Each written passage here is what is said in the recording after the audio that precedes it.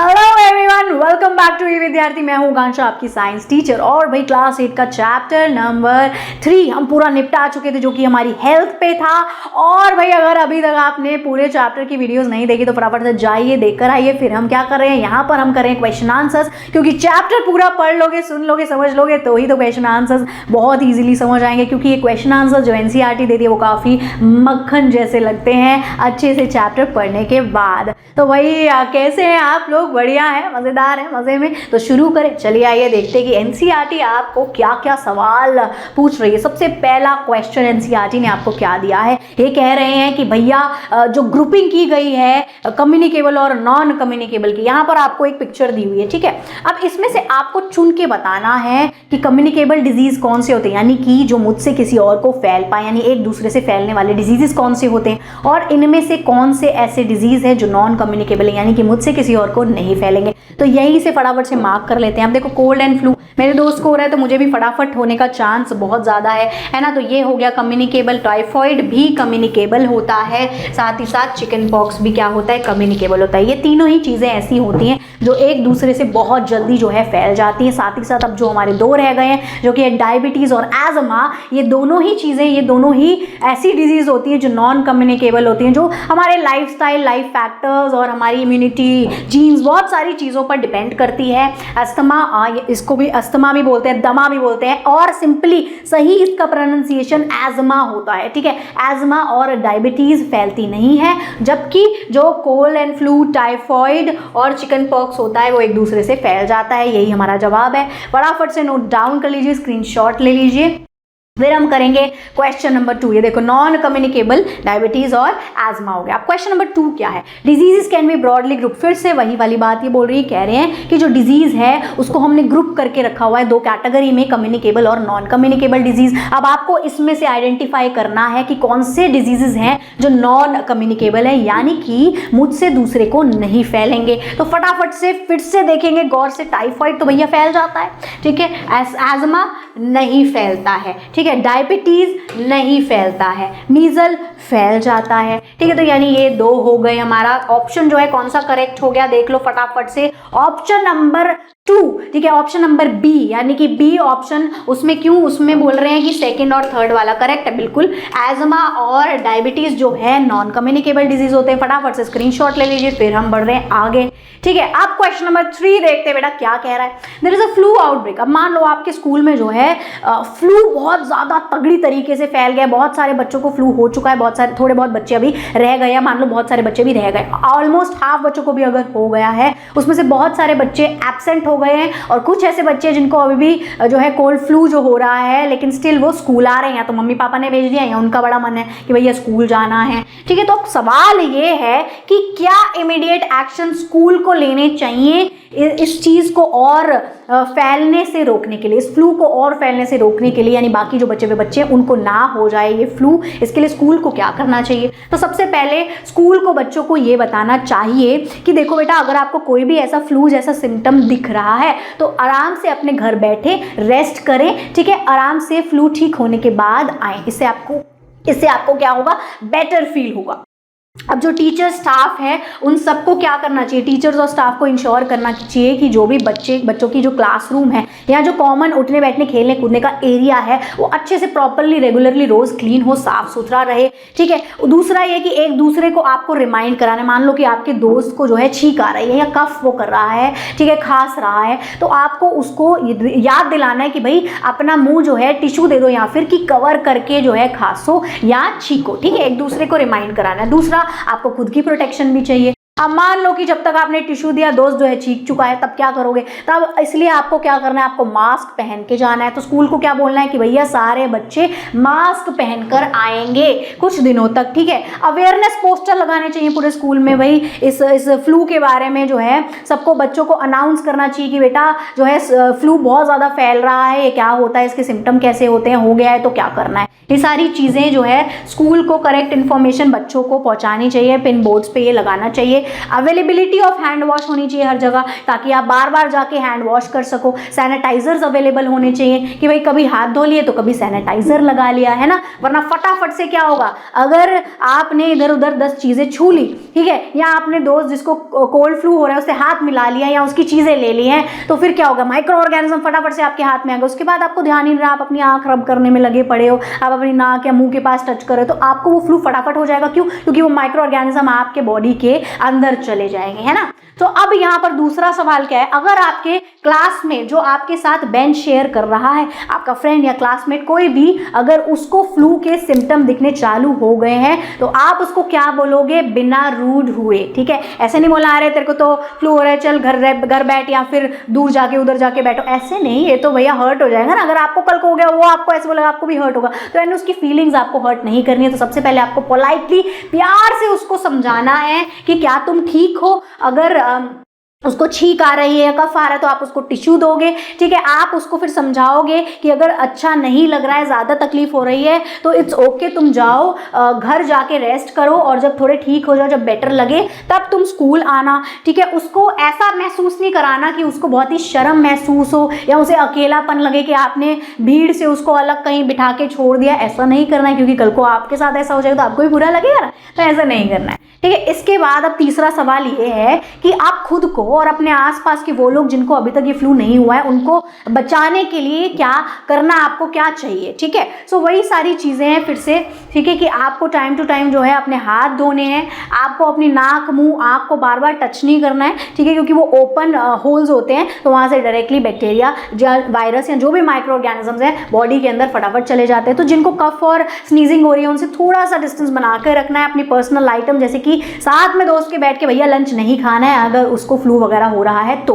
तब तक के लिए, जब तक कि उसको हो रहा है, उसके बाद खा लो, कोई दिक्कत नहीं है, ठीक है। टाल शेयर नहीं करनी है, अपना हैंकी शेयर नहीं करना है एक दूसरे से, ठीक है। अपनी वाटर बॉटल शेयर नहीं करनी है, मास्क लगा कर रखना है। क्राउडेड पीपल में हेल्दी खाना खाना है, चाहे तो फटाफट से मुंह खोलो, नींबू निचोड़ लो, विटामिन सी भरपूर मिल जाएगा और भाई आपकी इम्यूनिटी बूस्ट होगी। ऐसे मैं मजाक नहीं कर रही हूँ, सच बात है, ठीक है। तो विटामिन सी लेने से, विटामिन सी अगर आप लेते हो तो आपकी इम्यूनिटी काफ़ी ज़्यादा अच्छी रहती है। सो डेली लाइफ में ऑरेंज या लेमन ज़रूर खाने चाहिए, ठीक है, जूस, लेमन जूस। अब यहाँ पर चौथा क्वेश्चन क्या है कि भैया आपकी फैमिली ट्रिप प्लान कर रही है और पैकेज वैकेज सब बुक हो चुका है, आपका भी बहुत मन है, मम्मी का बहुत मन है, पापा कह रहे हैं यार अब तो सब कुछ पैकेज बुक कर दिया है, पैसे वैसे दे दिए हैं, लेकिन पता चल रहा है कि उस सिटी में मलेरिया बहुत तेजी से फैल रहा है, तो अब आप क्या करोगे?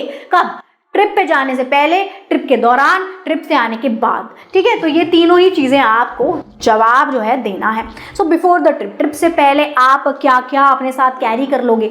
अब भाई नेट होती है ना, एक मॉस्किटो नेट होती है जो बेड पे भी लगा दी जाती है ना, उसके अंडर आप अगर सोते हो तो मॉस्किटो आपको, मच्छर आपको आके काटेंगे नहीं, क्योंकि एक बैरियर, एक शील्ड मिल जाती है ना। दूसरा, अब बहुत सारे मॉस्किटो रेपेलेंट्स आते हैं। रेपेलेंट्स क्या होते हैं? जो रेपेलेंट का मतलब क्या है? मच्छर को दूर भगाए जो, ठीक है। सो अब ऐसी क्या चीज़ होती है, ऐसे इन रेपेलेंट्स में काफ़ी कुछ केमिकल या कुछ तरीके की बोल सकते हैं, मैं बोल सकती हूँ कि नीम डला हुआ होता है, ठीक है। अब नीम किसको ही अच्छा लगता है? आपको नीम खाना पसंद है, मच्छर को भी नहीं पसंद। तो अगर आप नीम अपनी बॉडी में लगा लोगे, बोले तो अगर आप मॉस्किटो रेपेलेंट्स लगा लोगे, जो कि ओडोमॉस की क्रीम वगैरह आती हैं, रोल ऑन आते हैं, स्प्रे आते हैं, कपड़े पे लगाने वाला कुछ पैच आता है, बहुत सारी चीज़ें आती हैं, तो मॉस्किटो रेपेलेंट्स आपको अपने साथ कैरी करने हैं। आपको मॉस्किटो नेट कैरी करना है और फुल स्लीव के कपड़े पहनकर निकलना है, ठीक है। अब अगर आपकी स्लीव जो है ढकी हुई है तो मच्छर को तो कष्ट लगेगा कि क्या आप अंदर घुस के काटें, जबकि जो पार्ट्स आपके खुले हुए हैं फटाफट वो वहाँ जाएंगे और आपको काट लेंगे, बाइट कर लेंगे, ठीक है। तो जो एरिया खुले हुए हैं वहाँ आपको मॉस्किटो रेपेलेंट लगाना है, अदरवाइज आपको ढक के रहना है, फुल स्लीव कपड़े पहनने, और रात को आपको नेट के अंदर सोना है। तो आप हो गए प्रोटेक्ट किससे? मॉस्किटो से। क्यों? क्योंकि मच्छर से ही तो मलेरिया फैलता है ना। तो आपको मच्छर से खुद को बचाना है। दूसरी चीज़, जब ड्यूरिंग द ट्रिप आपको मॉस्किटो नेट्स के अंदर ही सोना है, और मॉस्किटो रेपेलेंट लेकर तो गए, लगा नहीं रहे, ऐसा नहीं करना, लगाना है जो भी स्किन आपकी खुली हुई है। दूसरा, आप जब स्टे लेंगे, जो जहाँ आप रहने रुकने के लिए आप जो भी जगह लेंगे, बुक करेंगे, आप उसके आसपास ध्यान से देखिए कि कोई ठहरा हुआ रुका हुआ गंदा पानी तो नहीं है। तो ठहरे हुए गंदे रुके पानी से आपको दूर रहना है। आफ्टर द ट्रिप, ट्रिप के बाद अगर आपको कोई भी ऐसे सिम्टम्स लगते हैं कि आपको फीवर आ रहा है या एकदम से आपको ठंड लग रही है, एकदम से पसीना आ रहा है, यानी कि भैया आपको घेर लिया है मलेरिया ने, तो फटाफट से डॉक्टर के पास जाना है, देर नहीं करनी है और ट्रीटमेंट लेना चालू कर देना है, क्योंकि आप ट्रिप से उसको लेकर आ गए हो। किसको? मलेरिया को। अब यहाँ पर नेक्स्ट सेकंड क्वेश्चन ये बोल रहे हैं, मान लो कि आपके कोई भाई बहन है, छोटे भाई बहन है, बड़े को तो पता ही होगा, तो आपको उसको समझाना है कि ये जो मॉस्किटो रेपेलेंट है और ये जो नेट है, ये सब चीज़ें क्यों ज़रूरी है, हम इसको क्यों कैरी कर रहे हैं, हमें कैसे हम मलेरिया से इससे बचेंगे। तो कुछ नहीं, इन शॉर्ट आपको समझाने, क्योंकि ज़्यादा बोलोगे तो बोलेगा क्या भैया क्या मेरे को ज्ञान दे रहे हो, है ना। तो इन शॉर्ट आप उसको समझा दोगे। देखो फैब्रिक रोल ऑन आते हैं मॉस्किटो से बचाने के लिए, इस तरीके के नेट्स आते हैं, और ये देखो ये स्प्रे भी अब आने लग गए हैं, है ना।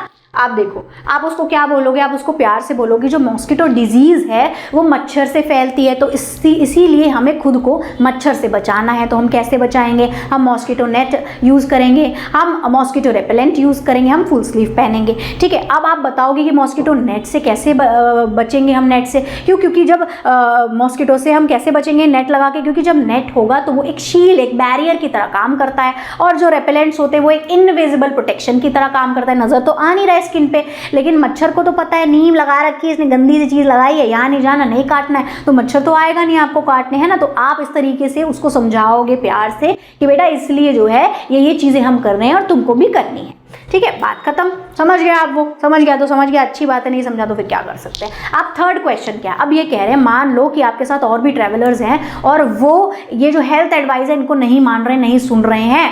वो कह रहे हैं भैया हम तो अपनी आग लगे बस्ती में, हम तो अपनी बस्ती में, तो फिर क्या करना है? तो फिर क्या आपको हो जाएगा मलेरिया और क्या? यही बात है, अगर वो नहीं सुनेंगे तो उनको भी इन्फेक्शन, वो भी इन्फेक्ट हो जाएंगे मलेरिया से, क्योंकि उनको मच्छर काट लेगा तो उनको भी मलेरिया हो सकता है। मलेरिया हो सकता है तो भैया सिम्टम आएंगे, जैसे कि फीवर हो रहा है, चिल्स आ रहे हैं, या उनको थकान फील हो रहा है। इसकी वजह से उनको काफ़ी सीवियर बीमार वो हो सकते हैं, सीवियर तरीके से, बहुत ज़्यादा क्रिटिकल उनकी कंडीशन हो सकती है, यहाँ तक कि वो हॉस्पिटलाइज भी हो सकते हैं, और अगर सही टाइम पर ट्रीटमेंट नहीं मिला तो इस बीमारी से उनकी डेथ भी हो सकती है। तो देखो हो गई ना कितनी बड़ी चीज़, है ना, हो गया ना कांड। तो भैया खुद को बचा कर रखना बहुत ज़्यादा ज़रूरी है। ठीक है, मस्ती में रह जाओगे तो मस्ती में ही निकल भी लेंगे कुछ लोग। सो इग्नोर नहीं करनी है ऐसी एडवाइस। इग्नोर करने से क्या होगा? डिजीज़ होने का जो रिस्क है वो बढ़ जाएगा। ठीक है, जब आप वापस आओगे तो आप मलेरिया अपने साथ कैरी कर लाओगे। अब पांचवा क्वेश्चन क्या है? हम इस वाली स्लाइड में, इस वाली वीडियो में सिर्फ क्या करेंगे, हम 5 क्वेश्चन ही करेंगे। क्यों? क्योंकि फिर वीडियो बहुत बड़ी हो जाएगी, हर क्वेश्चन में पार्ट्स हैं इसमें, तो आप बोलोगे कि अरे इतना सारा मैडम एक ही वीडियो में करा रही हैं, पका दे रही हैं। ठीक है, तो वो मैं नहीं करने वाली हूँ। अगली वीडियो में हम आगे के क्वेश्चंस करेंगे 6 to 11। अभी हम 5 ही क्वेश्चंस करेंगे। सो ये आखिरी क्वेश्चन है, इसके भी पार्ट्स हैं। तो सबसे पहले आपके अंकल हैं, आप क्या देख रहे हो कि फ्रेंड के साथ फिट होने के लिए उनके फ्रेंड ने बोला और भाई साहब क्या हाल चाल, चलो बातचीत करते हैं, ये लो सिगरेट उन्होंने ऑफर कर दी, और वो भी स्मोक करना चालू कर दिया उन्होंने, सिर्फ इसलिए क्योंकि उनके फ्रेंड के साथ उनको खड़े होकर बात करनी थी, फिट होना था उसके एक सर्कल में। उन्होंने वो स्मोकिंग करना चालू कर दिया, जबकि उनको अच्छे से पता है, क्या पता है अच्छे से कि ये कितनी ज़्यादा हेल्थ के लिए हार्मफुल होती है। ठीक है, इससे इवन लोगों की डेथ भी हो सकती है। तो आपको उनको जो है समझाना है। क्वेश्चन यही है यहाँ पर, देखो कि आपको उनको जो है इसके बारे में समझाना है, बताना है, लेकिन बिना रूड हुए। तो वही सबसे पहला नुस्खा क्या है? प्यार से आपको बोलना है। क्या बोलना है? प्यार से कि देखो अंकल ये बिल्कुल भी अच्छी बात नहीं, आपको केयर और रिस्पेक्ट के साथ बोलना है, अंकल ये बिल्कुल भी अच्छी बात नहीं है कि आप सिर्फ अपने दोस्त के साथ फिट होने के लिए स्मोकिंग कर रहे हो, इससे आप ही की हेल्थ को हार्म हो जाएगा। क्या हार्म होगा आप वो बताओगे कि आपको कोई लंग डिजीज हो सकता है, कोई लंग डिसऑर्डर हो सकता है। ठीक है, आप जब कहीं दौड़ोगे भागोगे आपकी सांस फूलेगी, आपको मल्टीपल प्रॉब्लम्स आ सकते हैं, आपको हार्ट डिजीज हो सकता है, इवन आपको कैंसर, या फिर एट दी एंड आपकी डेथ भी, मतलब ये तो नहीं बोलेंगे बट लोगों की डेथ भी हो जाती है। कोई आप एग्जाम्पल दे दोगे, कुछ दिखा दोगे, बता दोगे, ऐसा उनको थोड़ा अपने तरीके से जैसे आपको ठीक लगे वो आप बता सकते हैं। वैसे ये क्वेश्चन अगर आपको ये आंसर बढ़िया लग रहा है तो फटाफट से स्क्रीनशॉट ले लो, इसमें यही सारी चीज़ें लिखी, आपको प्यार से उनको समझाना है। ठीक है, और आपको अगर आपके साथ कभी ऐसा हो रहा है, या आपको उनको भी ये बोला कि अगर आप ये डिसीजन लेते हो तो इसका मतलब ये नहीं कि आप अनकूल लगोगे, आप गलत हो, नहीं, ये बहुत अच्छा डिसीजन है। लोग भी उनकी बहुत अच्छी बातें करते हैं, प्रेज करते हैं। ठीक है, वो लोग बहुत बड़े होते हैं जो लोग सही डिसीजन लाइफ में लेते हैं, तो आपको भी लेने की ज़रूरत है। क्यों? क्योंकि अंकल मुझे आपकी बड़ी ज़्यादा चिंता है, आपसे मुझे बहुत प्यार है। अब देखो स्मोकिंग से आप और चीज़ें बता सकते हो उनको कि ब्रेन डिजीज़ होता है, लंग डिजीज़ होता है, हड्डियाँ वीक हो जाती हैं, हार्ट पे रिस्क होता है, पेट में तरह तरह की दिक्कतें आने लगती है। आपने देखा होगा कि बहुत लोग जो रोज़ रेगुलर स्मोकिंग करते हैं उनके दांत थोड़े काफ़ी ज़्यादा येलो हो जाते हैं, तो येलो टीथ भी हो जाते हैं इसकी वजह से। क्यों? क्योंकि वो जो चीज़ें होती हैं, वो टबैको, वो सारी चीज़ें वो डिपॉजिट होने लग जाती है आपकी टीथ की, और टीथ को वीक भी करते हैं, टीथ हेल्थ भी ख़राब होती है। दूसरा क्या है, what would you do if your friend offer you a cigarette at a party. अगर आपका दोस्त पार्टी में आपको बुला के कह रहा है पापा को छुपा के लाऊं, चलो दोनों भाई एक सुट्टा पीते हैं, बोले तो सिगरेट जो है पीते हैं, चल मजा आएगा, ट्राई तो कर एक बार, लाइफ में आगे मत लियो। ये गलती नहीं करनी। एक बार दो बार कुछ नहीं होता, आज ले ली, कल परसों तरसों चालू हो जाएगी, फिर आगे चली जाएगी, फिर आपको दिक्कतें आएंगी आगे जाके, तब आप छोड़ नहीं पाओगे। तो ऐसी चीज को ना करने में कोई बुराई नहीं होती, इसमें आप छोटे नहीं हो जाओगे, इसमें आपकी रिस्पेक्ट कम नहीं हो जाएगी। तो आपको कोई फिर भी फोर्स कर रहा है तो कॉन्फिडेंटली सेल्फ रिस्पेक्ट के साथ ना करके वॉक अवे, दूर चले जाओ कि भाई मेरे को नहीं पीनी है, बात खत्म। ठीक है। साथ ही साथ आप उसको ये भी बोलोगे कि तुम भी मत करो, तुम्हारी भी इससे हेल्थ खराब होगी। आप उसको फिर से अंकल वाली चीजें बताओगे, आपको हेल्थ के ये चीजें, ये डिजीजेस, ये बीमारी, ये परेशानियां हो सकती हैं, तो ये तुमको भी नहीं करना चाहिए, गलत चीज है। ठीक है। नो करना आपको सीखना है। लाइफ में आपको पता होना चाहिए कि गुड हैबिट क्या होती है, बैड हैबिट क्या होती है, गुड चॉइस क्या है, बैड चॉइस क्या है। इससे आप ही की जिंदगी आसान होने वाली है आगे जाके, है ना, आरामदेह होने वाली है। चलिए स्क्रीनशॉट ले लिया है तो आगे बढ़ जाते हैं। नेक्स्ट क्वेश्चन है third, how can schools help prevent students from indulging in such harmful habit. अब स्कूल वालों को आपको क्या लगता है कि क्या करना चाहिए कि बच्चे जो हैं इन स्मोकिंग, ड्रिंकिंग और ये ड्रग्स वगैरह लेना, सोशल मीडिया ज़्यादा यूज़ करना, लेट रात तक जगना, जंक फूड खाना, कॉफ़ी ज़्यादा पीना, ये सारी चीज़ें बच्चे ना करें, इसके लिए स्कूल वालों को क्या करना चाहिए? सबसे पहले स्कूल वालों को बच्चों को अच्छे से समझाना चाहिए, उनसे बात करनी चाहिए, उन्हें बताना चाहिए क्या कि हार्मफुल हैबिट्स क्या होती हैं, गुड हैबिट्स क्या होती हैं, बैड हैबिट क्या होती है, ये सारी चीज़ें हमारे लिए हार्मफुल है, क्यों है, क्या इससे क्या हो जाता है, क्यों नहीं करनी चाहिए। ठीक है। ये सारी चीज़ें बच्चों को अच्छे से एजुकेट करना चाहिए। स्कूल वालों को, टीचर्स और काउंसलर को बच्चों से खुल के बात करनी चाहिए ओपनली। इससे क्या होता है, बच्चों को सही गलत पता चल जाता है और वो लाइफ में सही डिसीजन ले पाते हैं, है ना। ये चीज़ें हो गई। ठीक है। ये देखो, आप इसका स्क्रीनशॉट ले लो फटाफट से। फिर देखो स्कूल को और क्या करना चाहिए, स्कूल को स्पोर्ट्स कराना चाहिए, योगा कराना चाहिए, मेडिटेशन कराना चाहिए, उनको बताना चाहिए कि क्या क्या आप खाना खाओ, घर से ही खाना लाओ, हेल्दी फूड खाओ, अपनी इम्यूनिटी बूस्ट करो। ठीक है। और गुड हैबिट्स को अपनाओ, बैड हैबिट्स को मना करो। और साथ ही साथ स्कूल वालों को बच्चों को एक इमोशनल सपोर्ट भी लाइफ में जो है इमोशनल सपोर्ट देना चाहिए, जिससे वो लाइफ में बेटर डिसीजन ले पाते हैं। ठीक है। तो अभी के लिए इस वीडियो में इतना ही था। अब आगे के क्वेश्चंस हम करेंगे अगली वाली वीडियो में। आई होप आपको सब अच्छे से समझ आया हो। Thank you so much for watching. फिर मिलेंगे नेक्स्ट वाली वीडियो में अगले क्वेश्चन आंसर्स के साथ।